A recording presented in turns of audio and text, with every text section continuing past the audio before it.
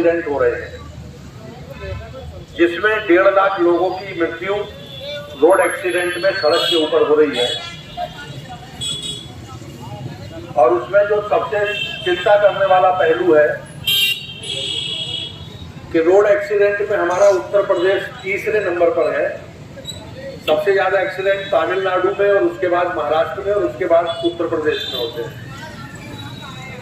लेकिन सबसे ज्यादा मौत जो हो रही है वो उत्तर प्रदेश के अंदर हो रही है। आप एक छोटे से जिले के अंदर रहते हैं,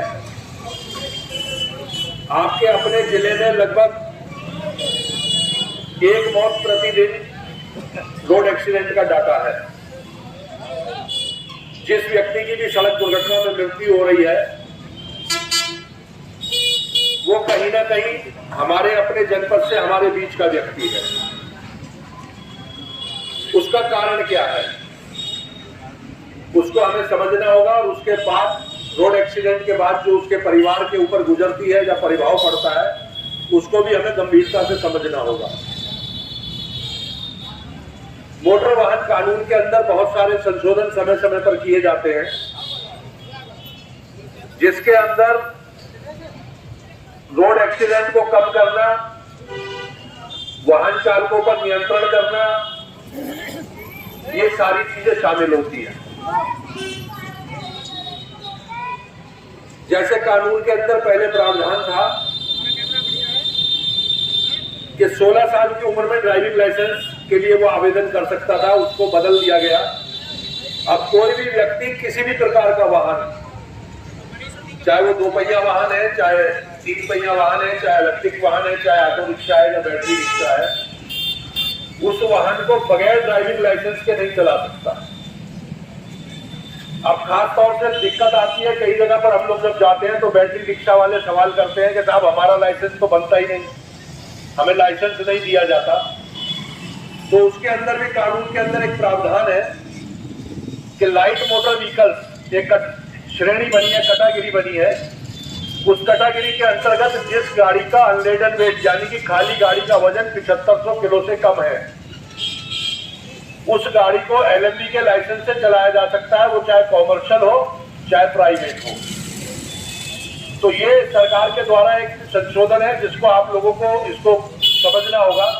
खास तौर पे जो हमारे भाई बैटरी रिक्शा चलाते हैं या ऑटो रिक्शा चलाते हैं तो वो भी बगैर लाइसेंस के उन गाड़ियों को नहीं चला सकते। आप एलएमवी का लाइसेंस मिल जाता है आसानी से।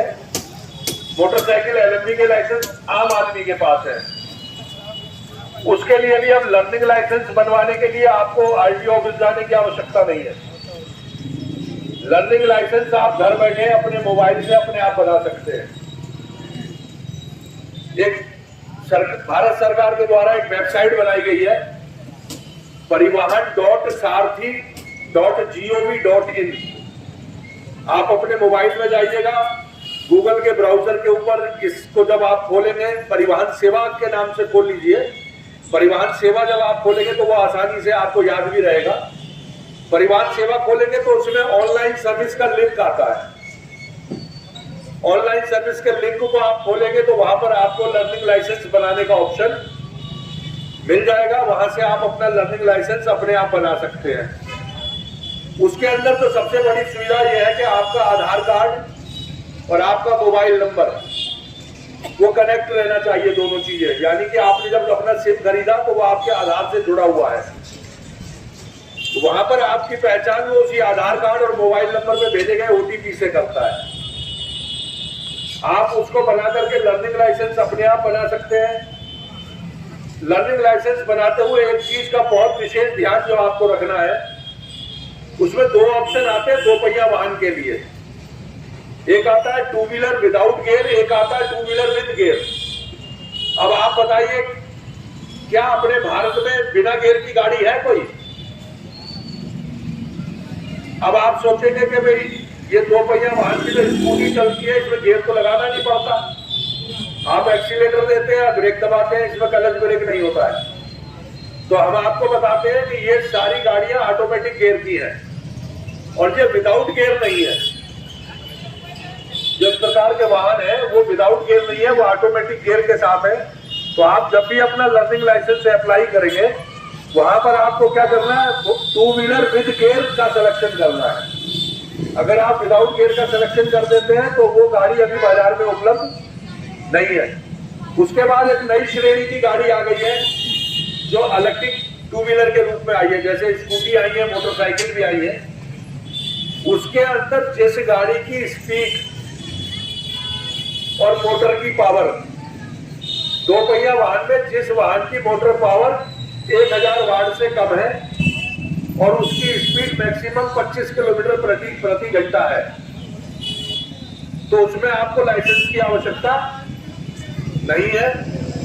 और जिस गाड़ी की स्पीड 25 से ऊपर चली जाती है और उसमें मोटर 1250 वाट, 1500 वाट या 2000 वाट की है, तो उस गाड़ी का आरटीओ ऑफिस में रजिस्ट्रेशन भी और ड्राइविंग लाइसेंस भी दोनों कंपलसरी है। इसी तरीके से बैटरी रिक्शा के मामले में जैसे मैंने आपको बताया कि ड्राइविंग लाइसेंस भी कंपलसरी है।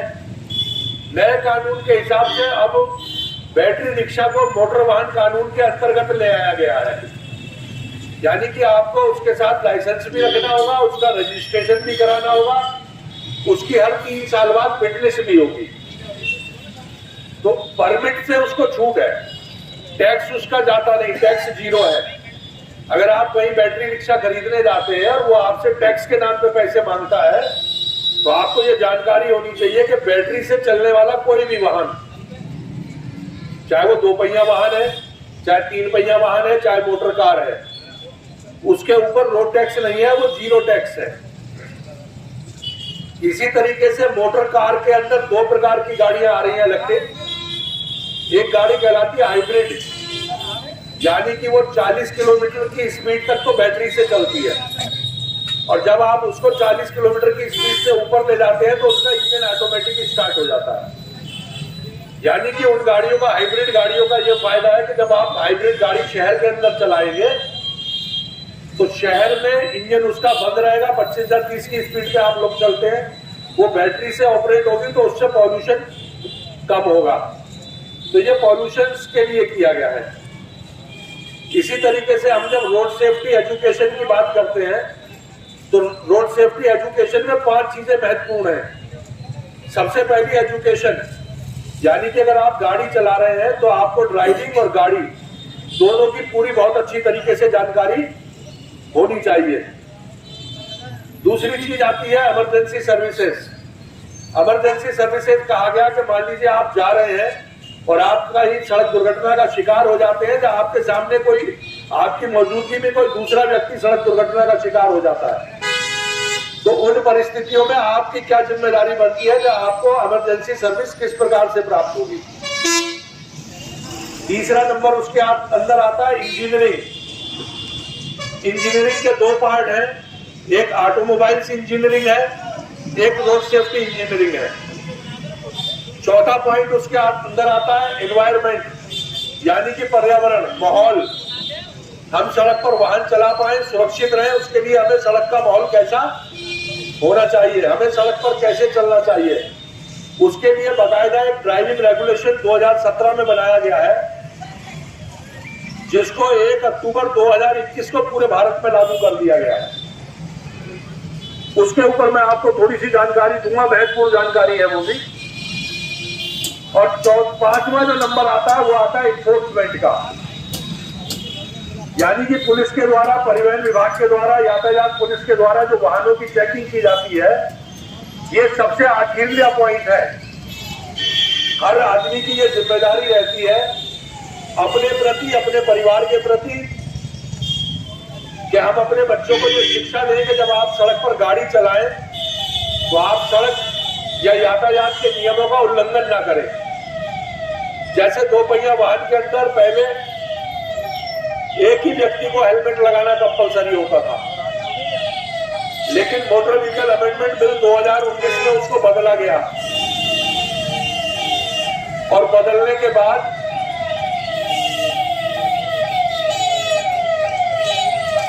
19 को बनाया गया, उसमें संशोधन किया गया 2 पहिया वाहन चालकों के लिए।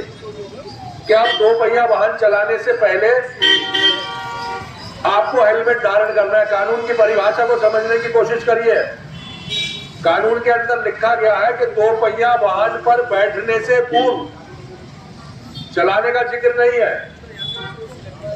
कानून हेलमेट के लिए क्या कहता है, 2 पहिया वाहन पर बैठने से पहले वाहन चालक और उसके पीछे बैठने वाली सवारी सुरक्षा टोप धारण करेंगे। सुरक्षा टोप कहा गया हेलमेट को। अब आप अगर दलील देते हैं कि साहब मैं तो यहां से यहां जा रहा था, तो कानून के हिसाब से वो लागू नहीं होती, क्योंकि कानून आपको ये कह रहा है कि आप जब 2 पहिया वाहन पर बैठेंगे तो बैठने से पहले हेलमेट लगाएंगे, तो चलाएंगे तो बाद में, जब बैठेंगे तभी तो चलाएंगे। वो आपको बैठने से पहले हेलमेट लगाने के लिए कह रहा है। इसी तरीके से वैध ड्राइविंग लाइसेंस, वैध पॉल्यूशन सर्टिफिकेट और वैध इंश्योरेंस,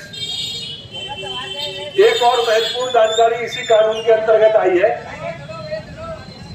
अब सभी वाहनों में, वो चाहे किसी भी कैटेगरी का व्हीकल हो, प्राइवेट हो या कॉमर्शियल हो, 2 व्हीलर हो, 4 व्हीलर हो, ट्रक, बस हो, ऑटो हो, बैटरी रिक्शा हो, उसमें थर्ड पार्टी इंश्योरेंस रखना कंपलसरी है। थर्ड पार्टी किसको कहा गया है? थर्ड पार्टी कहा गया कि एक वाहन स्वामी होता है और एक वाहन होता है। एक व्यक्ति वो है जो सड़क पर जा रहा है, दूसरे वाहन से या पैदल जा रहा है, और आपने ले जाकर के उसमें टक्कर मार दी। वो व्यक्ति जख्मी हो गया, या उसका कोई अंग भंग टूट गया, हड्डी टूट गई या गहरी चोट लग गई, तो उस गाड़ी वाले की ये जिम्मेदारी होगी कि वो उसको मुआवजा जो है वो देगा। अब अगर आपका थर्ड पार्टी इंश्योरेंस होता है तो आपका वो मुआवजा इंश्योरेंस कंपनी अदा करती है।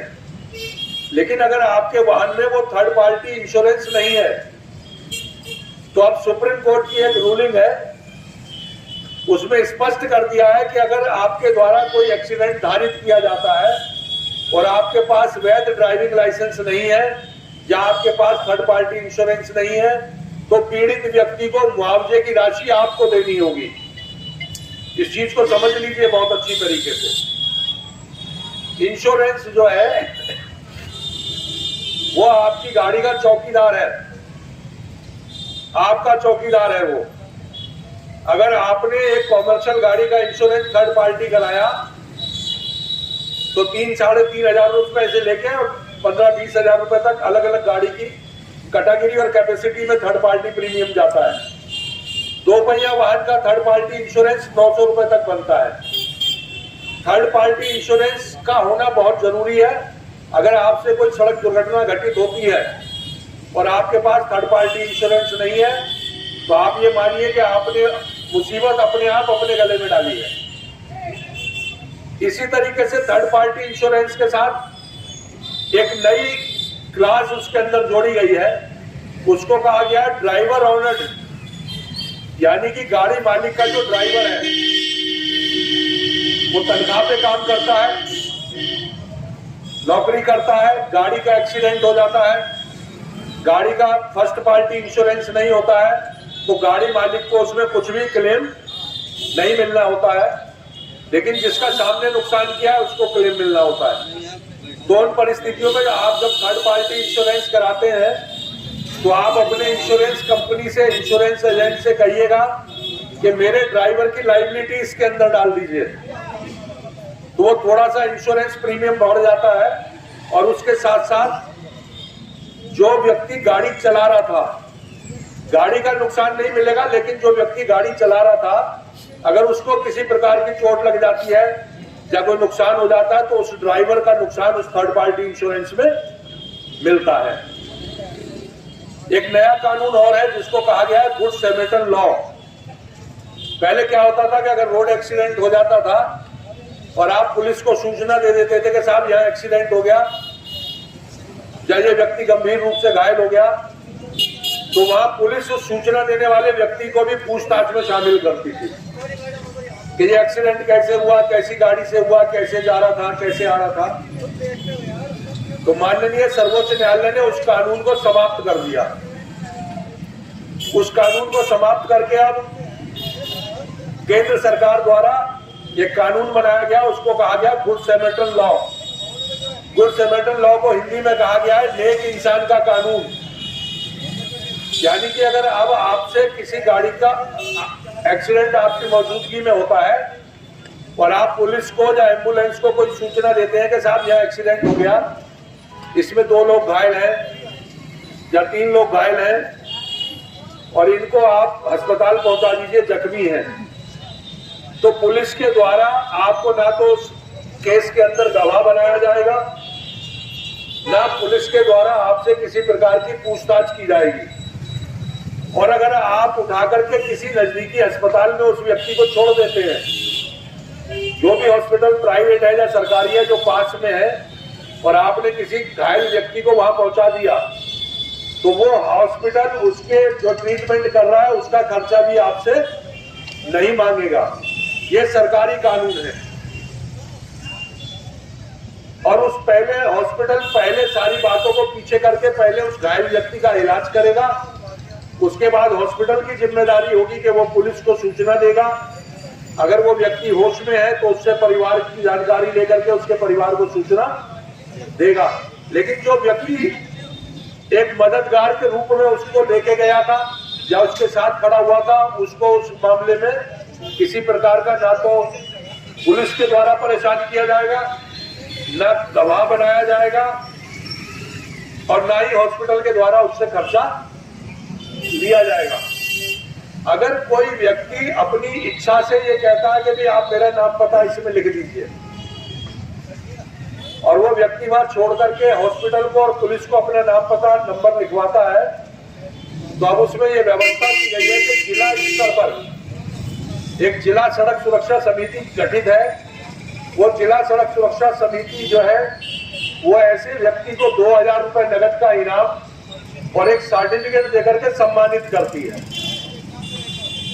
क्योंकि जो प्रदेश के अंदर 27,000 लोगों की मौत हुई है, उसके अंदर 60% लोग ऐसे थे जिसमें लोग बाग सड़क के किनारे खड़े होकर उसका वीडियो तो बनाते रहे, फोटो खींचते रहे, व्हाट्सएप पे डाल दिया, इसको कोई पहचानता है तो इसको फैला दो, तो सोशल मीडिया पे उसका इस्तेमाल तो किया, लेकिन ना तो किसी ने पुलिस को सूचना दी, ना किसी ने एम्बुलेंस को सूचना दी और ना किसी ने उन्हें हॉस्पिटल पहुंचाया।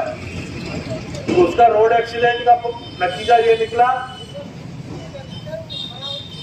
कि वो व्यक्ति खून ज्यादा बहने की वजह से मौके पर ही चला गया, या खून की ब्लीडिंग हो गई ज्यादा, जब तक वो हॉस्पिटल पहुंचा, हॉस्पिटल में जाके उसकी डेथ हो गई। तो इस प्रकार की जो मृत्यु होती है वो कहीं ना कहीं कोई ना कोई किसी ना किसी नाते एक इंसान है और हम भी इंसान हैं। गुरु ग्रंथ साहब के अंदर गुरु नानक देव जी ने एक चीज कही थी कि जो इंसान की जात है वो एक ही ईश्वर के द्वारा उत्पत्ति करी हुई है, वो अलग अलग नहीं है। उसको जाति धर्म से जोड़ करके मत देखिएगा। अगर कहीं आपकी मौजूदगी में कोई सड़क दुर्घटना घटित होती है तो बिल्कुल भूल जाइए कि उसकी जाति क्या है या मेरी जाति क्या है। सबसे पहले उठ करके उस व्यक्ति का जीवन बचाने का प्रयास करिए। तो इस तरीके से आप सेवा भी करेंगे और जो सुकून आपके मन को मिलेगा। मैं आपको अभी की घटना बताता हूँ, अक्टूबर के पहले हफ्ते की, 2 अक्टूबर से 16 अक्टूबर तक एक सड़क सुरक्षा पखवाड़ा चला था। दिनेश जी और हम रोडवेज परिसर में कार्यक्रम कर रहे थे, ड्राइवरों की कार्यशाला कर रहे थे। वहां से बाहर हम निकले तो 2 लड़के बुलेट मोटरसाइकिल पे थे, उनके पास हेलमेट भी था। हेलमेट उन्होंने पीछे कैरियर में बांधा हुआ था फंसा करके। हमने मोटरसाइकिल रोकी उनकी और वो हेलमेट वहां से खोल के जो अगला लड़का मोटरसाइकिल चला रहा था उसके सिर पे वो हेलमेट चढ़ा दिया कि मैंने देखिए हेलमेट इसलिए रखो साथ में कि सिर पे लगाना है, इसलिए साथ में मत रखो कि पुलिस से चालान बचाना है। 4 दिन बाद उसी में से जो लड़का पीछे बैठा था वो मुझे अमरोहा में मिलता है और हाथ जोड़ के इस तरीके से खड़ा हुआ और उसकी आंखें नम। मैंने उससे पूछा भाई बात क्या होगी, तो बोला आपने मुझे पहचाना? मैंने नहीं पहचाना। कि आपने हमें अभी रोडवेज पे रोक करके हेलमेट हमारा खोल के पहना दिया था सिर पे। अगर जिस लड़के को आपने सिर पे हेलमेट पहनाया था उस लड़के की उमरी के पास सड़क एक्सीडेंट में डेथ हो गई और उसने हेलमेट पीछे बांधा हुआ था। तो एक छोटी सी चीज, क्योंकि 2 पहिया वाहन के अंदर सबसे ज्यादा जो चांस चोट लगने का रहता है वो सिर का ही रहता है, और हेड इंजरी बोलते हैं इसको। सिर में जो चोट लगती है, सिर के आपके 3 पार्ट होते हैं, उसको समझने की कोशिश करिए। आपने नारियल देखा है, बाजार में नारियल बिकता है तो उसके ऊपर जटा होती है, उस जटा के अंदर एक ठोस कवर होता है नारियल के ऊपर, और उस कवर के अंदर नारियल होता है सॉफ्ट। हेलमेट जब आप लगा लेते हैं तो आपकी संरचना बिल्कुल उसी प्रकार से हो जाती है। हेलमेट उसी जटा की तरह काम करता है जो कई चोट खाने के बाद भी आप नारियल को नहीं टूटने देता। इसी तरीके से सड़क पर गिरने पे हेलमेट आपके सिर को नहीं फटने देता।